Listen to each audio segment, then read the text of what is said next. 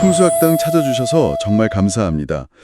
혹시 지금 여러분 곁에 두고 계신 물건 있잖아요. 소중하게 생각하는 그 물건이 어쩌면 집안의 복을 가로먹고 내 우환을 부르고 있지는 않으신가요?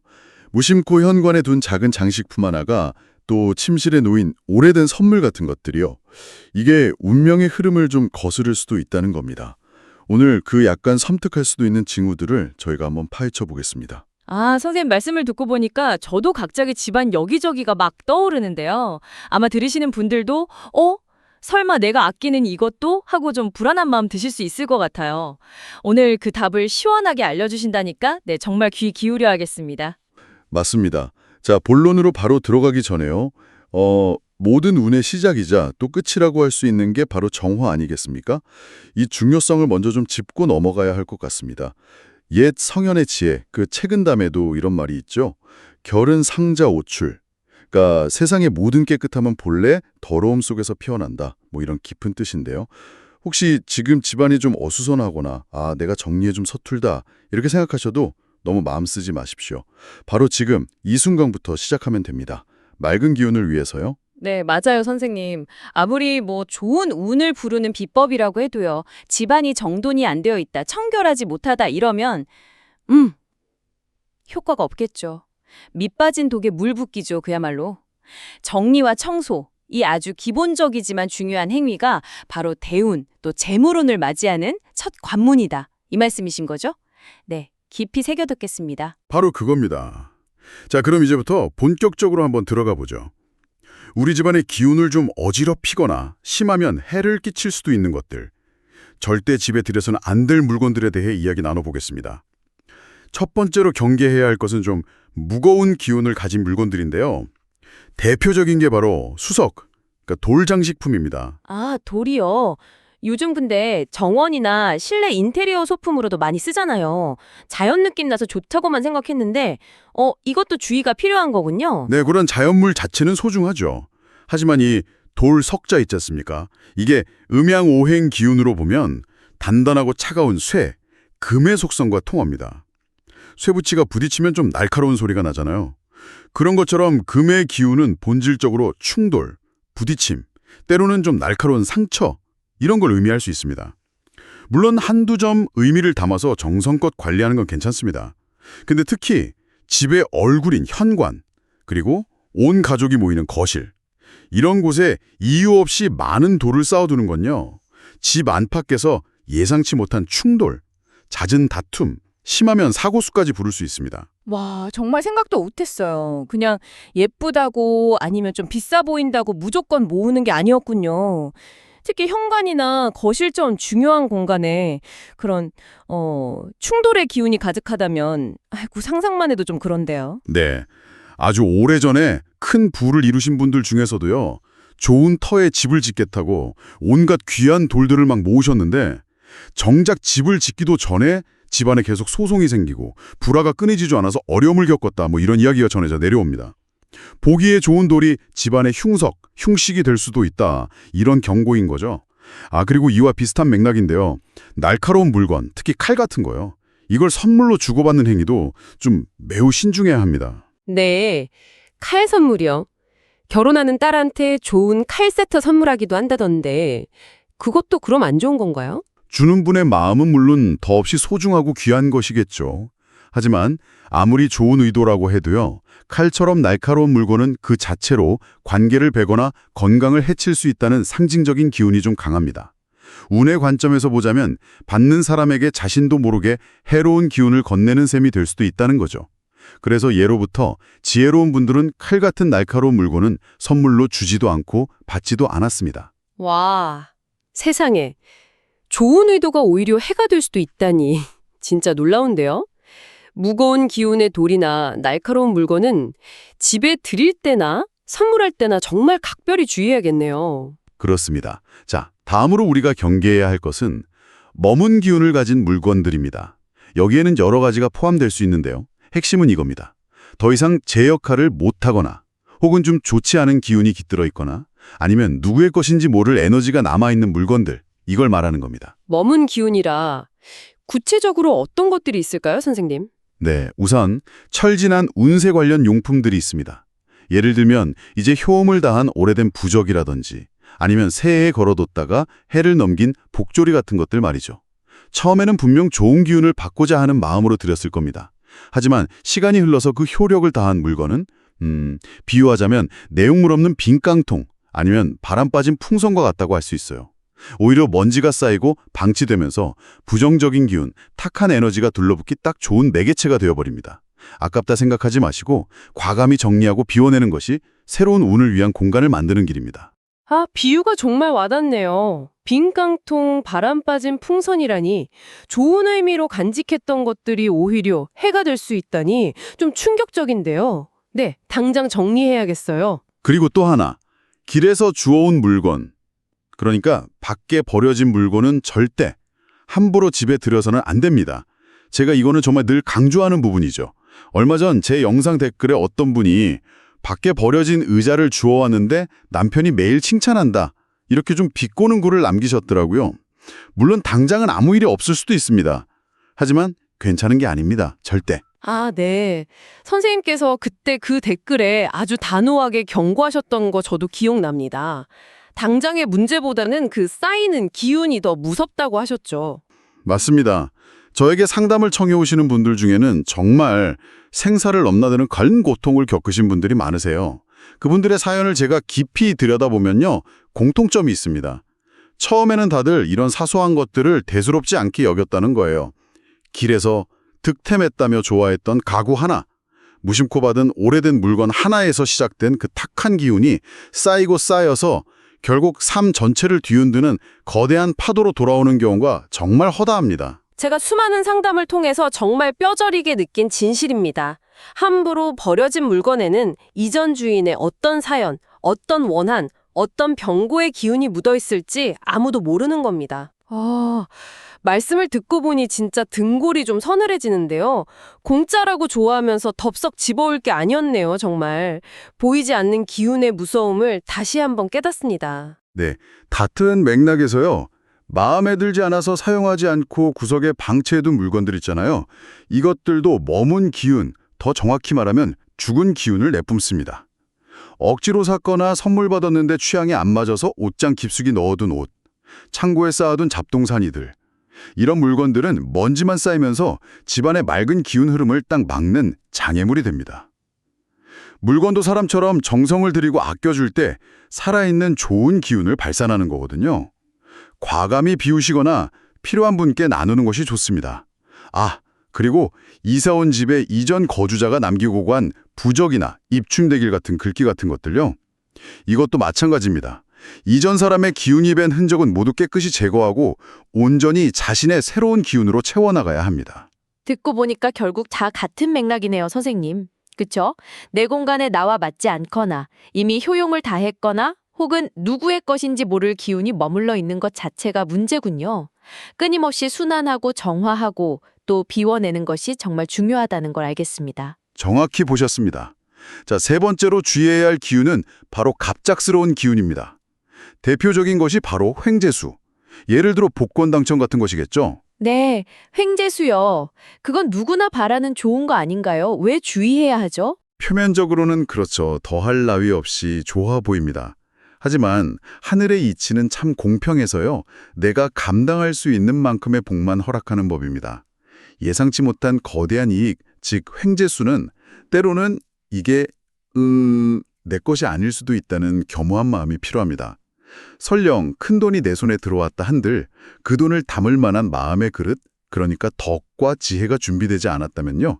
그 복을 온전히 누리기는커녕 오히려 큰 화를 부르는 씨앗이 될 수도 있습니다. 실제로 복권 당첨 이후에 오히려 불행해진 사람들 이야기 어렵지 않게 찾아볼 수 있잖아요. 내 그릇만큼 담을 수 있다는 말씀 정말 중요한 가르침인 것 같아요. 갑자기 생긴 큰 행운이 오히려 독이 될 수도 있다는 거, 이것도 명심해야겠네요. 네, 이건 수많은 성공한 부자들이 이구동성으로 강조하는 지혜이기도 합니다. 갑작스러운 이익 앞에서는 항상 스스로를 돌아보고 신중해야 합니다. 자, 이와 연결해서요. 친구나 타인에게 받는 선물에 대해서도 지혜로운 분별이 필요합니다. 선물도 갑작스런 기운이랑 관련이 있는 건가요? 물론 모든 선물이 문제가 되는 건 아닙니다. 주는 이의 따뜻한 마음과 성의는 당연히 감사히 받아야 하죠. 그걸 또 무례하게 거절하는 것은 오히려 복을 밀어내는 행위일 수 있습니다. 하지만 아까 말씀드린 무거운 기운을 가진 물건들, 예를 들어 돌이나 칼 같은 거요. 혹은 머문 기운을 가진 물건들, 오래된 물건이나 취향에 안 맞는 물건 같은 거요. 이런 걸 선물로 받게 된다면 마음은 감사히 받되 물건 자체는 좀 지혜롭게 처리해야 합니다. 다른 필요한 선물로 유도를 한다거나 집에 두지 않고 다른 곳에 기증한다거나 하는 방법으로요. 선한 마음과는 별개로 물건 자체가 가진 기운이 나에게 미칠 영향을 분별하는 눈이 필요하다는 겁니다. 그렇군요. 선물의 경우에는 주는 사람의 마음하고 물건의 기운을 좀 분리해서 생각해야겠네요. 그리고 현명하게 대처하는 지혜가 필요하겠다. 네. 횡재수와 마찬가지로 나에게 들어오는 기운을 잘 살피고 내가 감당할 준비가 되어 있는지 돌아봐야겠어요. 마지막으로 짚어볼 것은 보이지 않는 곳에 숨어 있는 기운입니다.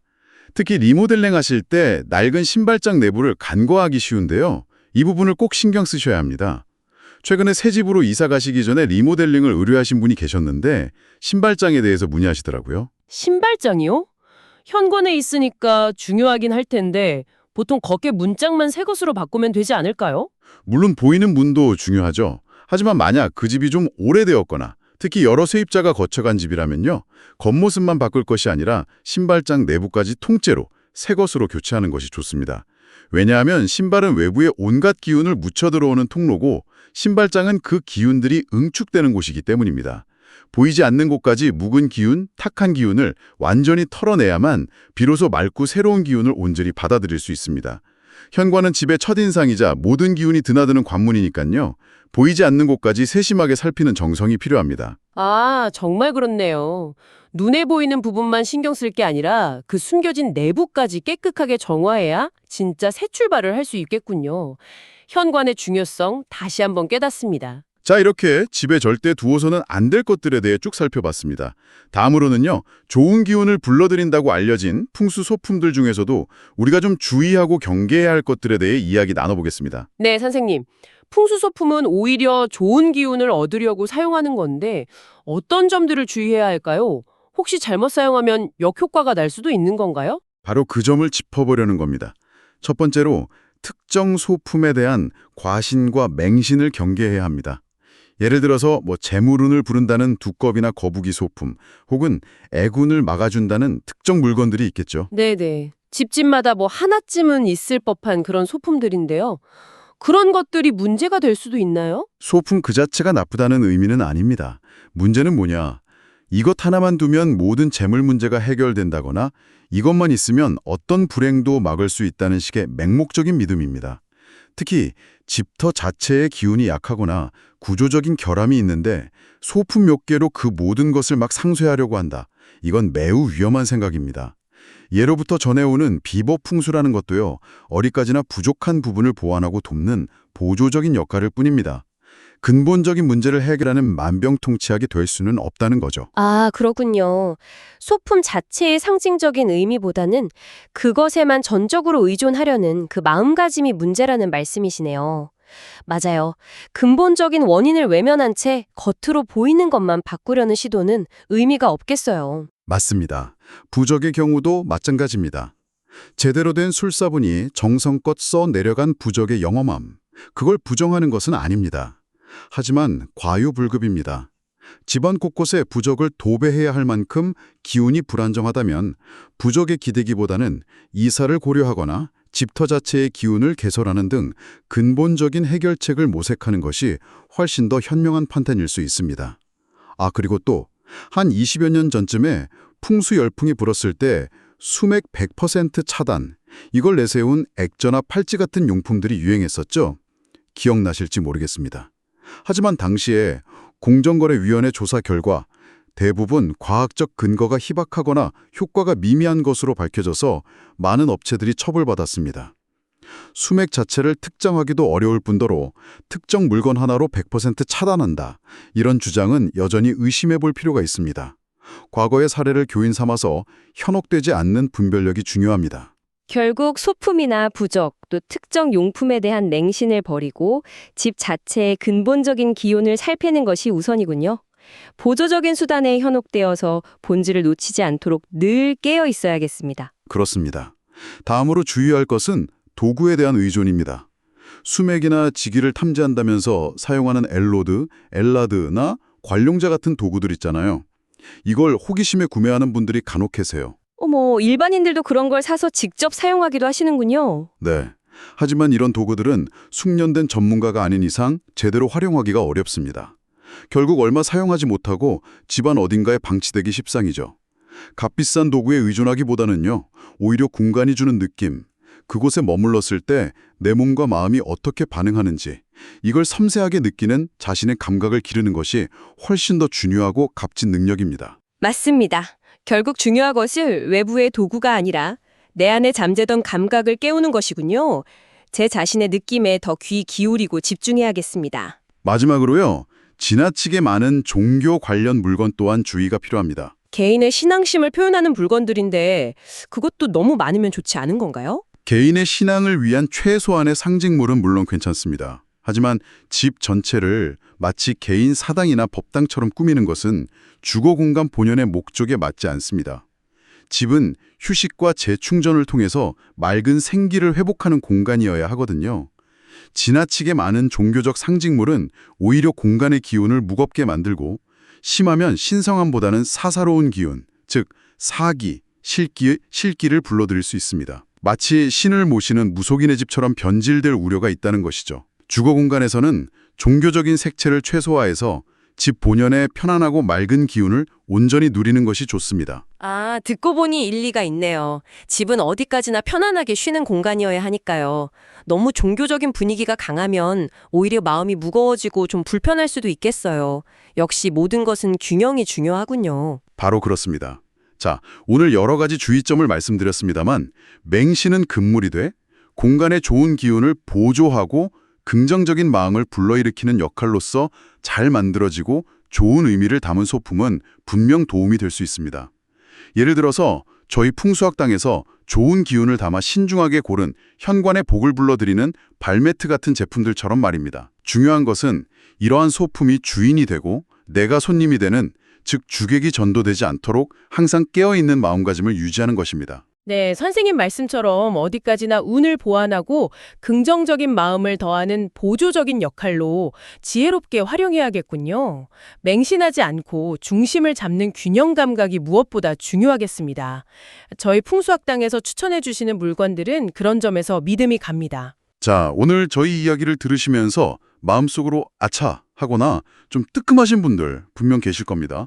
아, 우리 집에도 저런 물건이 있는데, 혹은 예전에 저런 물건을 버리고 나니 신기하게 좋은 일이 생겼어 와 같은 여러분의 생생한 경험담이나 정리 후 느낀 변화들을요, 아래 댓글로 자유롭게 한번 나눠주시면 어떨까요?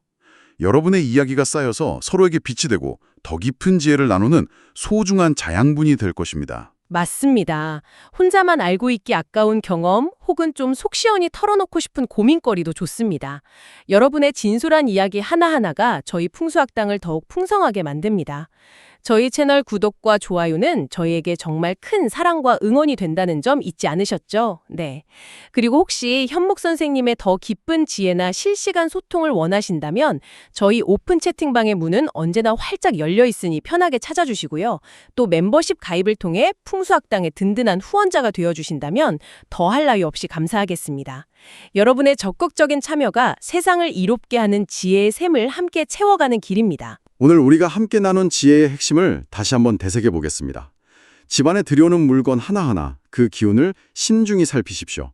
하지만 그보다 더 중요한 것은 값비싼 물건이나 화려한 장식이 아니라 내 공간을 정성으로 가꾸고 불필요한 것을 꾸준히 비워내는 여러분의 실천과 지혜입니다. 그리고 그 안에서 맑고 좋은 기운을 느끼고 교감하는 여러분 자신의 살아있는 감각, 그것이 바로 최고의 풍수입니다. 아, 오늘 선생님의 깊고 명쾌한 통찰 덕분에 저희 집을 정말 새로운 눈으로 바라보게 됐어요. 당장 정리해야 할 것들도 깨닫게 되었고요. 정말 귀한 시간이었습니다. 선생님, 감사합니다. 그리고 끝까지 귀 기울여주신 저희 풍수학당 가족 여러분께도 진심으로 감사드립니다. 다음에도 더욱 유익하고 흥미로운 지혜로 찾아뵐 것을 약속드리면서 편안한 시간 보내시길 바랍니다. 다음 시간에는 집안에 이것 하나, 그 위치를 살짝 바꾸는 것만으로도 신기하게 꽉 막혔던 재물운의 물꼬가 터지고 돈이 술술 들어오기 시작하는 놀라운 비법에 대해 하늘의 기운을 읽어 깊이 파헤쳐 보겠습니다. 절대 놓치지 마시고 다음 풍수학당의 문을 두드려 주십시오.